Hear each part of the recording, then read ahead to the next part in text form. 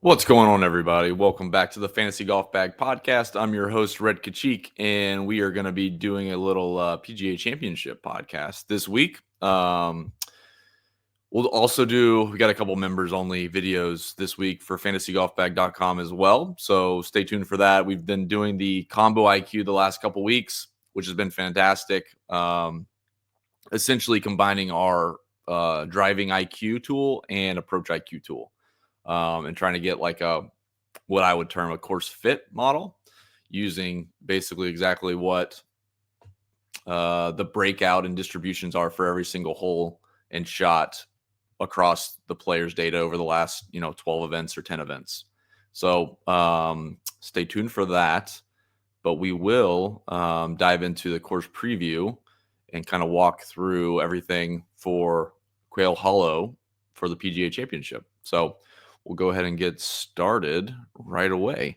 As always, if you could, I forget to say this, so not as always, but if you hit the subscribe or follow for whatever podcast, that always helps. Leave a comment.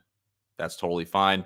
This is always listed on the main podcast stuff. So like Spotify, Apple, I forget the other secondary names, and then also on YouTube. So there's a video format to this, obviously. So if you're on YouTube, like the video, subscribe to Fantasy Golf Bag. We got a few hundred subscribers already, so that's good. And then you can always comment as well. And I do read those and try to reply. So there's some good commentary from time to time. And then as always, the tools here and then everything available at fantasygolfbag.com. So obviously with Spectrum data, IQ tools, the DFS Sims, the Stat Model Pro, and then the Course Preview Pro, which we'll talk about here. So what we did do is for the Approach IQ, and there's going to be a few other additions to the other tools. On Approach IQ, which we'll probably look at the end of this podcast, we did add Spectrum Approach in addition to Strokes Gained Approach. So you will see that, and we were looking at yesterday in the Discord. And there are some noticeable differences between some players, good and bad. Some guys that strokes gain looks pretty good in each of those buckets that we looked at for Approach IQ. And then Spectrum says not so much. The volatility is a little bit too high. And on the other side of that, some guys that look like strokes gain has not been great for approach. And Spectrum actually shows that they've been very consistent, probably in their 80th or 90th percentile for most of their approach shots, which is good to see. So a nice addition to the IQ tool. We're probably going to add that along with another feature. Someone asked about adding weighted rankings to driving IQ, which makes a lot of sense. It's just going to take a little bit of work on the back end to get that up to speed without breaking it for everybody else using it for this week. So we're going to try to squeeze that in there. But yeah, Spectrum. And then there's a few other Spectrum stats that you should see coming into some of those tools this week as well. Basically anything, Spectrum kind of replaces strokes gained for us. Like we use strokes gained for people to reference, but Spectrum obviously is a much more enhanced version of strokes gain that weeds out all the outlier shots, and really kind of focuses on performance and skill. It's trying to give you a true skill value, if you will. So any metric or stat that has potential for outliers can be used. So like we have Spectrum all the way through putting because there are outliers with putting. Someone putts poorly in a round of golf and they luck box a 60-footer. All of a sudden now their putting numbers look drastically different. So Spectrum aims to reduce all that noise and kind of provide a true skill value. But it can be used for anything. So if you think about proximity, plenty of outliers in proximity. And so like generally speaking, I don't like to use proximity for that exact reason, because you can have two guys averaging 20 feet and how they average 20 feet could be a guy hit it to 18 feet and 22 feet every other time for 50 approach shots. Or you have a guy hitting it to 2 feet, 100 feet, 2 feet, 80 feet, whatever. We try to minimize the noise as much as we can with any of those Spectrum stats. And like proximity is a good example. Scoring stats, you can't really do that. But anything with volatility and potential for outliers, both good and bad, are qualifiers for Spectrum data to kind of cleanse it. So that's just an aside. So you can look for that in the Approach IQ tool this week for Spectrum Approach, a very interesting look. And we'll probably use that in the Combo IQ video for the members this week. But let's go ahead and talk about Quail Hollow. So it is a little bit longer for the PGA Championship. It's a par 71 still. It's 76-26 on the scorecard. There's 2 holes on the front 9 that were lengthened, and I'll tell you them really quickly. Hole 1, they added about 10 yards. Hole 9, they added about 25 yards, so pretty good jump there. And then on the back 9, it's pretty much the same, except for hole 16. They added 20-ish yards. 17, somehow they must have added a tee box, is an extra like 40 yards or 30 yards, I should say. And that's pretty much it. I don't think any others. 10 looks the same. 11. They added 2 yards to 13. But yeah, so 7,600 yards. It's a long golf course, par 71. Certainly one of the longer ones on tour. And there's ways you can scale it, but I would be, willing to go out on a limb a little bit that 76-26 par 71 is probably the longest like yardage per par. Yeah. On the PGA Tour. So this is when you look at this, you'll see the yards of 75-38. This is from last year. Just keep in mind, there's a few holes that are just a little bit longer. It's still very similar. And honestly, over the course of this event, it's going to play shorter than 75-38 some days, play 7,600 1 or 2 days. So 75-38 is still fairly representative of what the guys will actually see. They don't tip it out every week. This isn't just your normal country club and they just play all the way back on every hole. They usually strategize with some, shorter par 3. They have 2 long par 3s, so they'll shorten one on one day, lengthen the other. They're not going to play both really far back. And the same with the long par 4s. Typically, they give you guys a breather or give the players a breather. They don't just tip it out all the way. But you guys already know that, I know. You can see the hole-by-hole stuff. Obviously, a very difficult golf course. Looking at the last 5 winners, we had Rory McIlroy at -17, Wyndham Clark -19, Rory again in 2021 -10. If you remember in 22, it got moved to Eagle Point, Eagle Creek, Eagle Trace. Gosh, they moved it to another golf course in 22.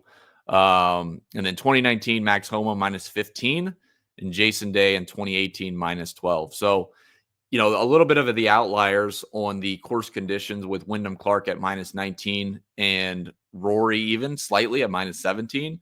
Typically, we see like low teens, -10 to -15. And you can go down and see all the winners for the last few years. You can see Justin Thomas, James Hahn -8, -9. Rory in 2015 -21. He went really low on Sunday, if I'm not mistaken. JB Holmes -14. So it's a very difficult golf course. It should be even more difficult this week. So I would still expect the under par winning score. And I know it's super soft. They've been getting hit with a bunch of rain, but I could argue that makes it more difficult from a length perspective. So wouldn't be surprised if, -10 is like the low end of a winning score, but we'll see. I mean, I assume the rough's going to be pretty thick, especially with the extra moisture. Going to play long just because of this extra softness. So we'll see how that shakes out. Soft doesn't always mean low scores. It really depends on the golf course and what they have in. So, soft at the Honda Classic, sure, 77,000 yards. Don't have to hit a ton of drivers. And even if you do, you still got a wedge in or less in some of those holes. Here, there's a lot of long approach shots, which we'll talk about here in just a second. The gettable holes 7 and 8, par 5 and par 4. Number 10, the par 5. 14 plays about a quarter of a shot under par is a par 4. And then 15 plays almost half a shot under par. So really just the 2 par 5s, and then there's 2 par 4s that play under par. Everything else plays considerably over par. Very, very difficult golf course. Again, it doesn't really matter. Average winning score, 14 under par. Average cut line 1 over par. So I would expect that to go, if we shift the winning score, it doesn't really work this way, but if you shift the winning score, let's just say it's -9. So plus or 5 shots. So we'll go -9. Then we're thinking average cut line like +6. We'll see if that shakes out. But generally speaking, it should be, if the winning score is less, the cut line should move pretty close to proportionately to that. Driving distance of 300. Obviously, a very long golf course, guys have to move it. So that's a perfect example of one that makes a lot of sense right off the bat. We'll look at the specific driving buckets here in just a second. But on a really long golf course, guys should be hitting it further because they have to. There's really no let up on any of the holes. So driving distance certainly important this week. Driving accuracy down, not overly surprising. Honestly, if guys are having to hit driver, literally they can't lay up anywhere. They can't hit less than driver because they'd have 260 into some holes. And guys are spraying it. So again, you're thinking of driving accuracy from a tour or a field average. Certainly guys are not going to be driving it well every week or they would be in contention every week. So driving distance up, driving accuracy down makes a lot of sense. Just guys have to hit driver. They're forced to, and not everybody in the field is going to be driving it well. You can see the correlation with driving accuracy by finish. Interestingly enough, the winner has been the worst group, probably because of the outlier putting. But you can definitely see a trend, off the people that made the cut, slightly up top 25, within 1% for the top 10. We're looking at 56% or so for driving accuracy. So, I mean, honestly, I think there'll be a little bit more priority for driving accuracy this week. It would be like a 70-30 split on distance versus accuracy, if you can even like phrase it that way. But assuming the rough is going to be as thick as it's going to be or should be, there's going to be a little bit more emphasis on driving accuracy. That guys can't just bomb it and just, oh yeah, we'll take our chances. We're either going to have a wedge from or a mid iron or wedge from the fairway or a mid iron or wedge from the rough. Not a big deal. This week, I think there should be a little bit more strategy in guys taking a rip at it, but also making sure they're staying in position and not just hitting it out of the rough, 10 out of 14 holes. That would be a rough day. Missed fairway penalty is down. Again, I think that's going to change this week. Distance penalty is up. Makes a lot of sense. It's a very long golf course. So far, just kind of talking this through with you guys out loud, distance is certainly the biggest factor. Like I said, I think accuracy should tick up a little bit here, but distance is definitely the biggest deal breaker. If you don't have the length, you're not gonna be able to survive 4 days here, let alone probably 1 day. And then missed fairway penalty, I just think that's going to change a little bit this week. But all in all, the thing that doesn't change is the yardage. Distance is definitely going to be very important. And you can, thinking through that statistically, that can be strokes gained off the tee. Obviously, we have spectrum off the tee, driving distance. My take is you can do both.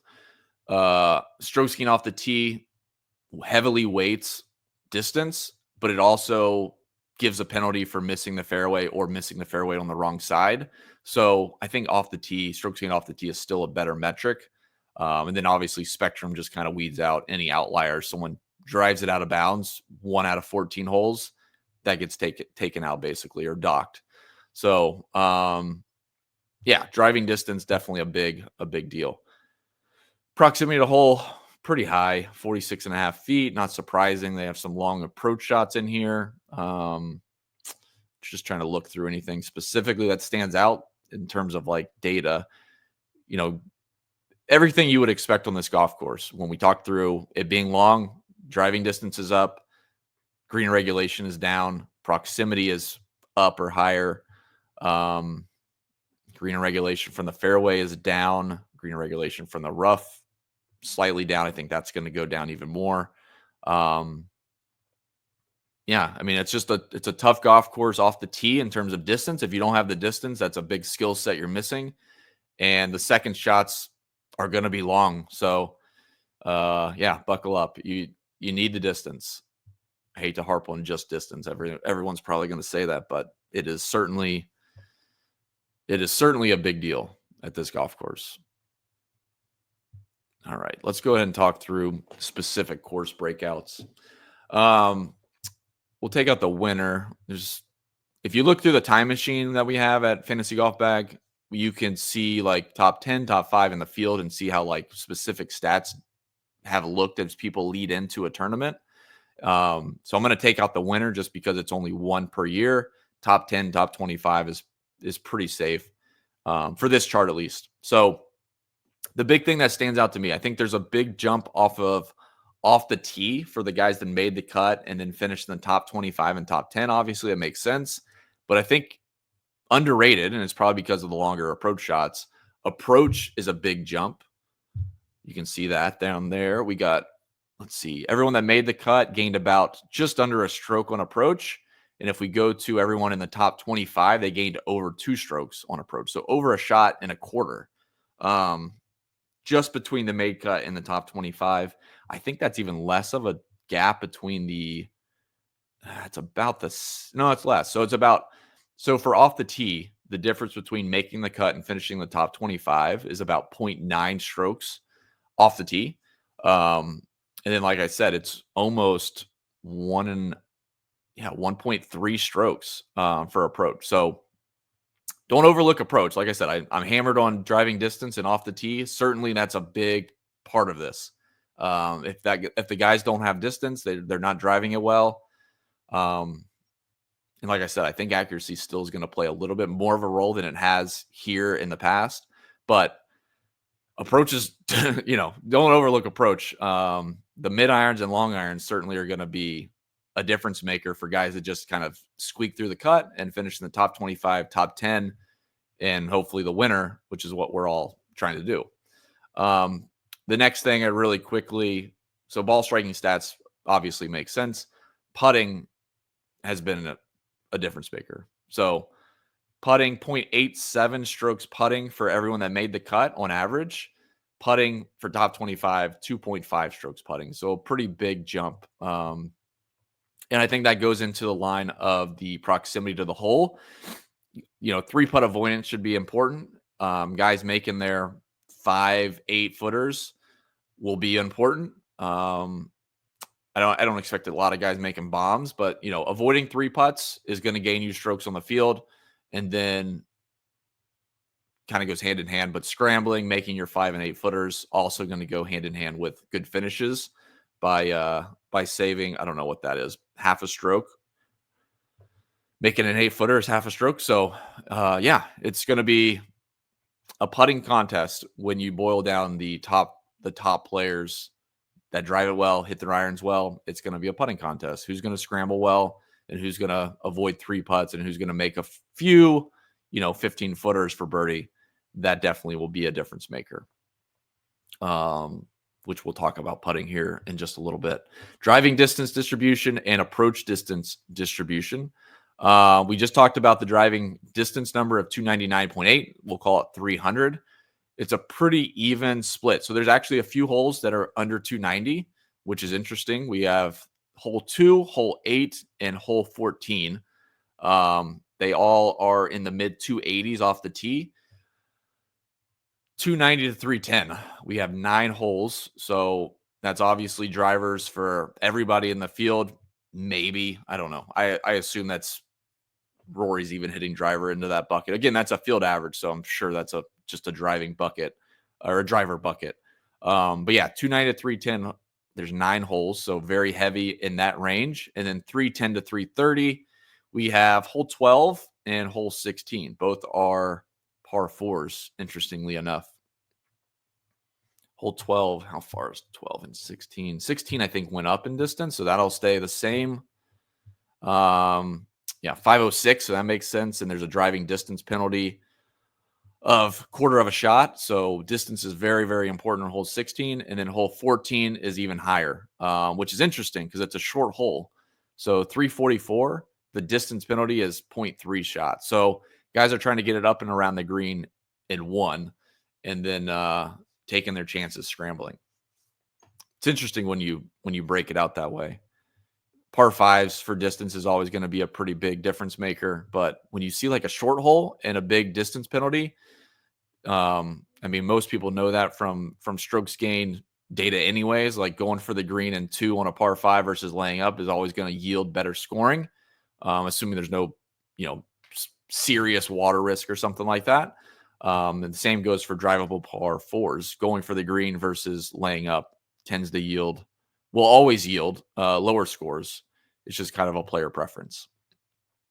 All right, so 290 to 310 is a big bucket. Approach distance, we have, I'll just go through each one. So 50 to 125 and 125 to 150 is about 10%. So we're looking at maybe 2 shots around on average. 150 to 175, about just under 20%. So still fairly small. 175 to 200, we're at 22%. And then 200 plus, 38%. So a big chunk of every shot they're going to have is 175 to 225, we'll call it. And 200 plus is certainly going to be a difference maker. Par threes as well. I mean, the par threes are all pretty long, so that's feeds into it a good bit. Past winners and leading stats. So, I think the scoring is going to be a little bit different, but I don't think that changes the profile of the players that have done well here in the past. So looking through this, I posted this last night on Twitter, just kind of glancing through this. Like typically with stronger fields, there's more guys that have really good profiles coming in. So, and they're good players. So it's a very good chance that they win the tournament. And then it's kind of a self-fulfilling prophecy. The best player with the best stat profile won. Well, Rory, there was probably, Xander probably had a similar stat profile. So there was probably a handful of guys that could have won and had similar looks to their lead-in form. But you will see a trend. I mean, off the tee is certainly a big, big deal. James Hahn was losing strokes everywhere. Not sure what happened in 2016. He found something, but off the tee is an ongoing trend. Putting is an ongoing trend. Birdie or better. And I think birdie or better goes from a distance perspective and a scoring perspective, obviously. But you can think through that logically. Like birdie or better, to me at least, is a statistic that shows their upside in both distance and approach. So like any player that's going to do well with birdie or better is probably longer than the field and hits their irons better than the field. And probably to a certain degree, better putter than the field. But birdie or better is a nice indicator here. And I love talking through those things because I think most people will see a PGA Championship and see a long golf course, see lots of bogeys, and think bogey or worse. I just want guys that are going to avoid bogeys. It doesn't always work like that. In fact, the guys that make the most birdies tend to avoid the most bogeys. And that shouldn't sound surprising. Like logically speaking, if someone has a lot of birdie opportunities, they're not making many bogeys. Just avoiding the guy that's scrambling and making pars and not making a ton of bogeys isn't really the way to go. So I'm going to take the opposite side, birdie or better this week, even though the birdies are going to be few and far between. Hopefully the scoring stays kind of down. But yeah, it's always important to look at the lead-in form and kind of see the profile. But generally speaking, from a good player perspective, birdie or better is a better indicator of avoiding bogeys than bogey or worse itself. So keep an eye on that because you can avoid bogeys by scrambling. Birdie or better is not going to be, you can't really gain birdies by missing greens and scrambling. You're going to have to play good golf. So looking at both is not a bad thing, but I would certainly warn against avoiding the course and thinking, oh, it's not going to have a lot of birdies, so I don't care about that. I do. I actually want whoever can make the most birdies and has been making the most birdies. That's who I want to target this week. They're going to have much fewer opportunities for bogeys as well.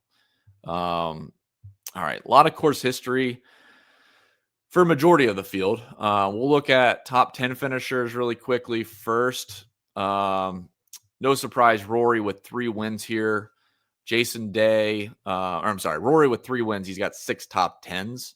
Pretty good. I mean, if Rory could, with capping off the Masters, if he could win the slam, the actual Grand Slam in the same year, this would be like the best year for him to do it. I mean, with this course, um, playing Oakmont for the Open, another great driving course, and then obviously the British Open, he's always live. That's right up his alley. So he could certainly cap it off with a second major this year here. Has a great track record, several wins in regular fields. Obviously, not as strong as you're going to see this week with Michael Block in the field, obviously. No, but he obviously does have great course history. It sets up well for him anyways. Like the course fit is there. There's no anomaly in why Rory does well here. This is just a perfect golf course for Rory. Now, there are other players now that have a similar game to Rory. I mean, Bryson, if he can improve his irons from Augusta, he just won on Live. That's the type of profile we're looking for. Xander is not that far behind. Rory has the distance, has the good irons. Xander's another one. JT's another one. There's several guys now that have a closer profile to Rory than in the past. So I would not be too surprised. I shouldn't say that, but I there's plenty of guys that should still contend. This isn't just a Rory runaway. But Rory has had a lot of success here. But I just wanted to kind of caveat, there's plenty of guys now that have similar profiles to Rory and could play a little bit better on any given week. So I just don't think this is a foregone conclusion. He should be in contention. Be very surprised if he's not in the top 5 at any point during this tournament. But yeah, it's enough Rory talk. Jason Day with 3 top 10s. There's quite a few guys, actually. I'll list these guys off. Jason Day, Patrick Reed, surprisingly enough, because he's not one of the longer guys on tour. Justin Rose, Max Homa has had a really good track record here. Obviously, not having a good track record in 2025. Ricky Fowler, way back when. These top 10s were from 2016 to 2019, but he's had a little bit of a resurgence. And then Mickelson as well. He's got 3 top 10s and also a T11 in 2014. Several guys with some top 10. Xander's got back-to-back seconds. Let's see. Any top 5s? We got, same list. Rory, Justin Rose, Ricky Fowler, Phil Mickelson, then Xander, Jason Day, Gary Woodland with 2 top 5s. And then you got different ways you can toggle this. You can look at like people that have never missed a cut here. There's actually quite a few good ones. It's not a terrible list, honestly. We got Rory, Hideki, Patrick Reed, we just talked about. Harris English, Seamus Power at 5,600. He's got 5 made cuts out of 5 tries and some top 20s in there. Seamus Power coming off a good week. Keith Mitchell as well. Bo Hostler, no good finishes, but all made cuts. So there's different ways you can look at it. You can look at guys that have only missed the cut or had the most missed cuts, I should say. Woof. And then finally, we'll just look at the tournament winners. Rory with 3, JT, Jason Day, Wyndham Clark, Max Homa, all with 1 win here at Quail Hollow. All right. Let's do a quick look at how much time do we have? Not bad. We're at 28 minutes. So what I'm going to do is I'm going to go in the time machine really quick. And I just want to look at like some top 10 and top 25 guys and really just try to carry a narrative around lead and form real quickly.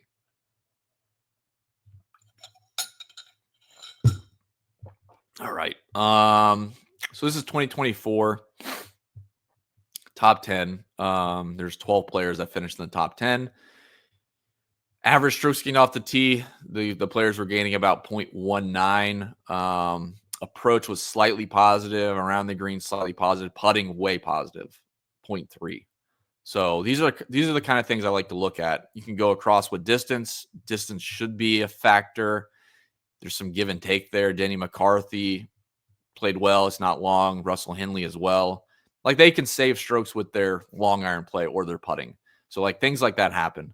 But large and away, you'll see guys that are gaining strokes on the field off the tee, distance-wise, and putting. Let's look at 23. about the same. There's still a few guys, Harris English, Michael Kim, Brendan Todd, were losing strokes off the tee. It did okay, but you'll see some big chunks. Terrell Hatton, Adam Scott, and then driving distance. Yeah, fairly mediocre. It shows slightly negative. That's mostly because Brendan Todd somehow played well here. So, like, to defeat my point a little bit, there's still some guys that have been able to get around this golf course being shorter than the field average. It's just not something I really want to target. I mean, the winner is going to come from the elite drivers. There's no Brendan Todd out dueling Rory McIlroy on this golf course. Finishing the top 10, maybe. But I really want to focus on distance. Off the tee as a primary, distance as a secondary. Like, it's going to be somewhat correlated, but definitely give me the guys that are gaining, 5.5, 0.6 strokes off the tee. You can go back to end of year and look at it. There you go. 2021, even higher, 0.42 strokes on average for the top 10. If you wanted to look at the field and just kind of sort by off the tee, you can look at finish position. So, like, there's a few guys that struggled. Sung Jae and Will Gordon. But large in a way, you got Bryson finished 9th. Victor Hovland finished 3rd. Emiliano Grillo finished 14th. You could do it by driving distance and just kind of see, or do like a dual filter and try to get an idea where things are coming from. Like Keith Mitchell gaining off the tee and distance. He was losing on approach. And honestly, a lot of these guys were, not great on approach. It looks like they were doing one or the other right. Like if we thought through this logically, I think off the tee is a primary. We've kind of hit that home many times now. But I think approach can be a buoy if their driving hasn't been great. You can see that here with Patrick Reed. Obviously, putting helps. Matt Wallace finished 6th, gaining a little bit off the tee, but his approach play was really good. Around the green play was really good. So I think if they do something tee to green leading into this event, they're going to have a pretty good week. Yeah, a lot of made cuts, some top 10s in here. There's always going to be some guys that just don't play well. Like Corey Connors is not the longest, so maybe you take that out. Say driving distance under a certain number. We'll say greater than 5 yards over the field. We start to whittle this down. Like John Rahm, Tony Finau had bad weeks in 2021. Kind of going deep dive here for a second, but this is just a good way for you to kind of get your research idea and perspective going by looking through each of these statistics. Again, this is looking at lead-in form and trying to get an idea, what made someone successful here. Like, it's not always one stat. It's not always clear cut. Like I just said, off the tee as a focus, and then approach can be a buoy. You can see that. Like, there's guys that had really good approach numbers, not the best off the tee. They still did okay. Ideally, they're doing both well. So just keep an eye on that. Putting all over the place. I had it filtered by distance. And then we can go back actually to 2024. You can do birdie or better. I mean, mixed bag. Some top 40s. You got a couple top 10s, top 5s, a lot of top 20s in here. So a lot of different ways for you to kind of splice it and get an idea. I do like the distance side, though. Yeah, like birdie or better, distance and approach would be interesting. So greater than or equal to 0. Birdie or better, greater than or equal to 0, or even 1%. And then we'll just say strokes gained tee to green, gaining, 0.5. Now we got the winner in that. We got first, second, and third in that split. Don't have anyone in the top 20 outside of that. So you're missing some key plays. So we kind of narrowed it down too far. But then you got Justin Thomas, Stefan Jaeger, 21st place. Again, just ways for you to kind of tinker around with it and figure out what makes a lot of sense, without also being too narrow focused. Like maybe the strokes gained tee to green was too narrow, or the birdie or better, maybe that was too narrow, or driving distance was too, like, that was greater than or equal to 0. Maybe we need some guys that are losing a yard or less, and just kind of tinker around with it through each year. That's kind of the fun way to do it.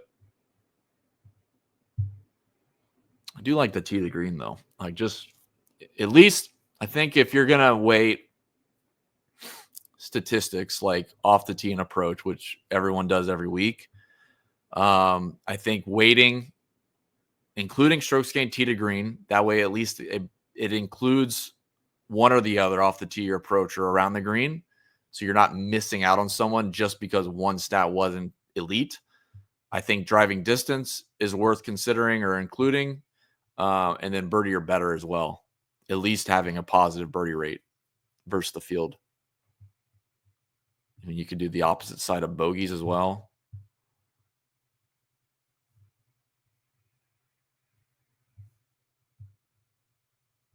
I undid it. I thought I sorted by bogey and I got all the winners. About to freak out. It was like right in line, first, second, third, fourth, and then I realized I did it. Yeah, birdie or better.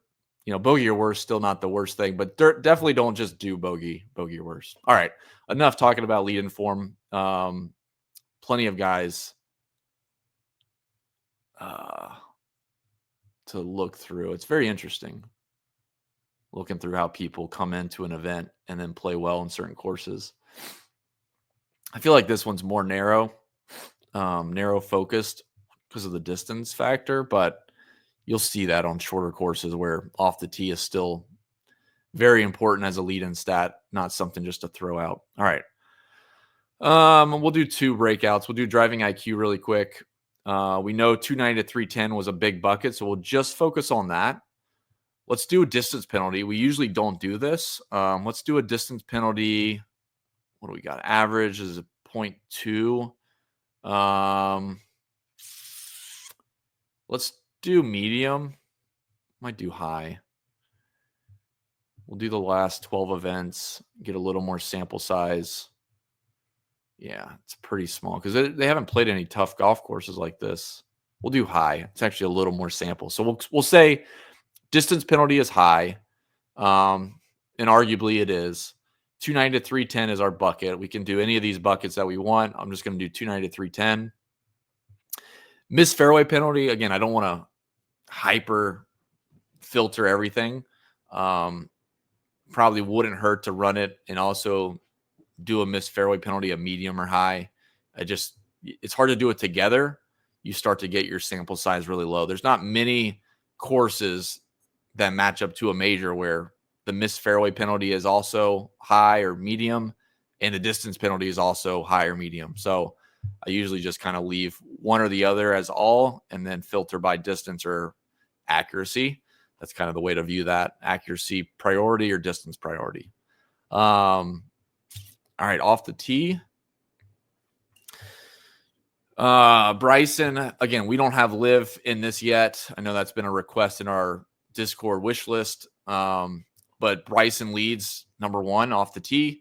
Then it's Aberg, Scheffler, Tyrrell Hatton. Again, no Liv, so take that for what it's worth. It's coming from the Masters. So very small sample size. Let's actually go back further.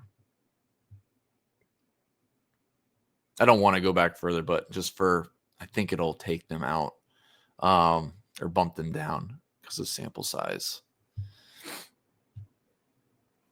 All right. Strokes gained off the tee. Bryson's still number 1. Not surprising. Actually made it worse because now we got Tyler Collette included in here. We're going to go back to last. We'll just do last 8. There we go. Yeah, this looks good. Bryson, Nicholas Norgard, Nikolai Hogard, Tyrrell Hatton, Sergio, Jonathan Vegas, Ludwig Aberg, Kurt Kitayama, Minwoo Lee, Wyndham Clark, Seamus Power. Seamus Power is interesting because he has a good course history here.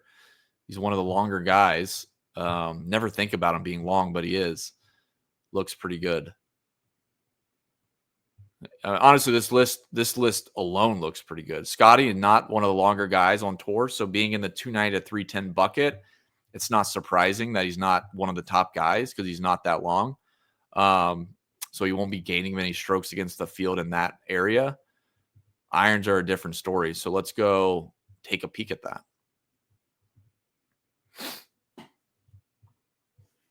All right. So this will be the last segment. I think we're running a little bit over. Yeah, 40 minutes. So we'll do 3 more minutes and then we'll get you out of here. So for Approach IQ, again, this is what we do with the members only video or the pro members video, combining Driving IQ with Approach IQ. So if you can think through this a little bit logically, like we're basically fitting the statistics for each of these players for driving and approach. We're working on adding in like putting, the new putting IQ tool, but basically trying to find a course fit where we're matching up the holes that they've played that match the holes here with the same approach shots that they're going to play here. As you know, like strokes gained approach has plenty of issues, but one of the things that's an issue with being too broad, which a lot of people like to use, is just say I want to use strokes gained approach. Well, that includes all shots. So like if they've come from an event or several events where they've had many mid irons or short irons, and they're going to a golf course where they're going to have longer irons, well, now that strokes gained approach number is not representative of what they're about to face, and it's not a carryover. Like just because you're good from 125 to 150 does not mean you're good from 200 to 225, and vice versa. There's plenty of guys that are good from 200 to 225. Like Chris Gotterup's a fantastic long iron player. His wedge game is terrible. So there's plenty of reasons not to use just strokes gained approach because it's a broad number of their approach skill. Well, it's not. I want to focus on specific buckets. I can weight it accordingly. So now I'm getting a more customizable approach number. And now we do have Spectrum approach. So I'm going to click that here. So we'll do the last 8 events. Fairway, we'll do par 3s, and we'll do first cut. This just kind of adds to the sample size a little bit. It's not necessary, but the way I consider this, fairway and par 3s are mostly the same. It doesn't hurt to bring them in. And then first cut is close enough to a fairway, and it adds a little bit of sample. So I don't mind that. Let's see. We'll just keep it at rank. 125 to 150 was pretty small. 150 to 175 was okay. We'll just do a quick weighted ranking, and I'll let you guys see what that looks like. Let's do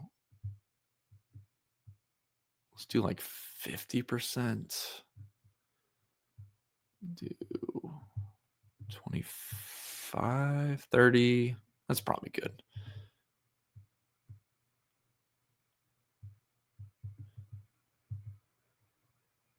Yeah, and what I'll do is I'll add one more bucket, 225 to 250. I'm just going to give it a small percentage.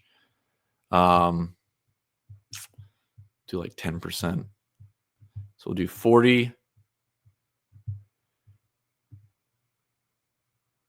20, and 30. That looks good. All right. So this is what your model ranking would look like combining all of those. So I think some people alluded to this yesterday in the FGB Discord. Hideki looks fantastic on the approach numbers. He's kind of sneaky this week, to be honest. When you think about his distance and his driving, when it's good and his irons are this good, that's a pretty good recipe. You got Scotty Scheffler, Patrick Reed, Kevin Yu, Matt McCarty, Bud Colley. So including these mid irons and the long irons, there's some shorter hitters actually that are very interesting. Matt McCarty, Bud Colley, and that's with Spectrum approach. Like if I pulled strokes gain approach, the list should be slightly different. Let's see.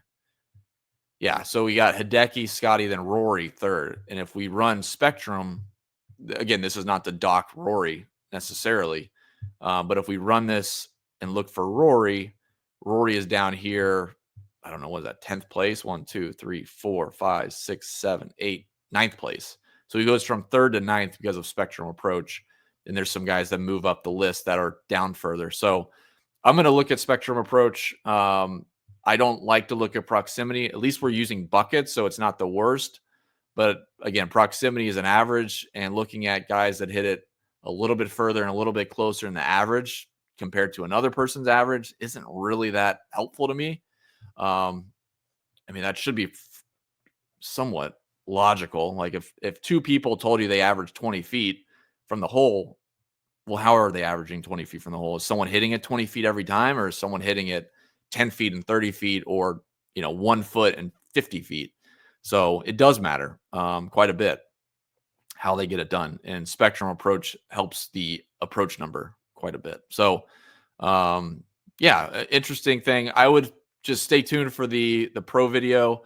You can tinker around with Approach IQ. We have the Stat Model Pro, which you can go pull in any list of customizable stats over any time period and add in specific filters, whatever you want to do. If you just want to look at certain course pars, you can look at long golf courses if you want, 70, 452. We can look over the last, 12 months at those long golf courses. Not going to be that many.